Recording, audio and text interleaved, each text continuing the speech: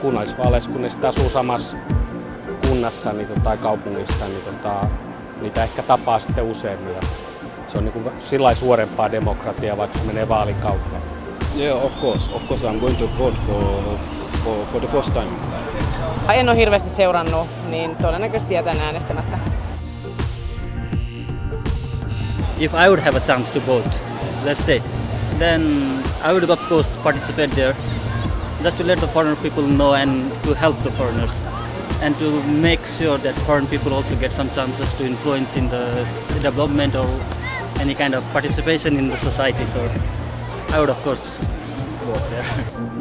Kind of, I don't believe it makes too much difference. I should do, but as an immigrant, I'm not take part too much in the elections or the top politicals.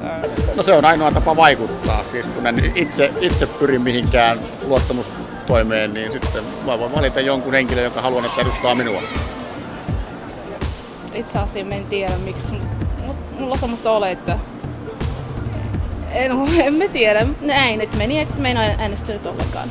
Kyllä ehdottomasti aion äänestää ja olen aina äänestänyt. Se on niin demokratiassa, se on demokratian perusasioita on äänestäminen, niin se on perusoikeuksia. Kyllä, ehdottomasti. Se on vaalit, jotka vaikuttaa ihmisen elämään läheltä, että missä kaupungissa sä oot tai maaseudulla, missä tahansa, niin erittäin tärkeää, muuten ei mikään tule toimimaan.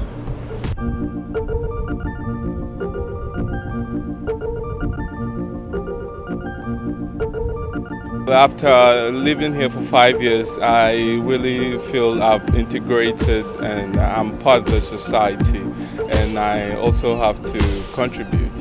Se, että voi itse vaikuttaa asioihin ja haluaa vaikuttaa asioihin ja haluaa muutosta.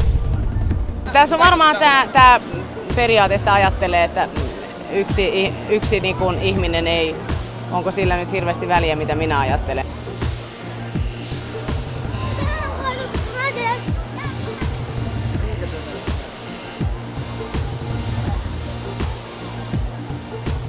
I would like to know more about it, who to vote and so they can improve the services of the municipality.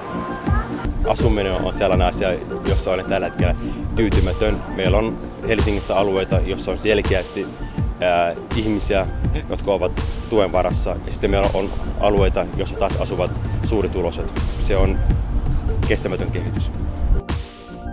No kyllä sitä voisi melkein sanoa, että esimerkiksi koulutuksesta supistaminen, niin esimerkiksi ala-asteiden rahoituksesta ja näin poispäin, niin on joskus vähän häirinnyt. Tietysti terveydenhuolto, vanhusten huolto, niissä on ne tärkeimmät parannettavat.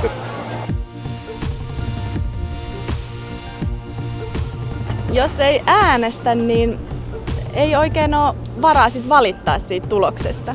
Et se on niinku ainoa tapa, millä niinku täällä saa oman äänensä kuuluviin.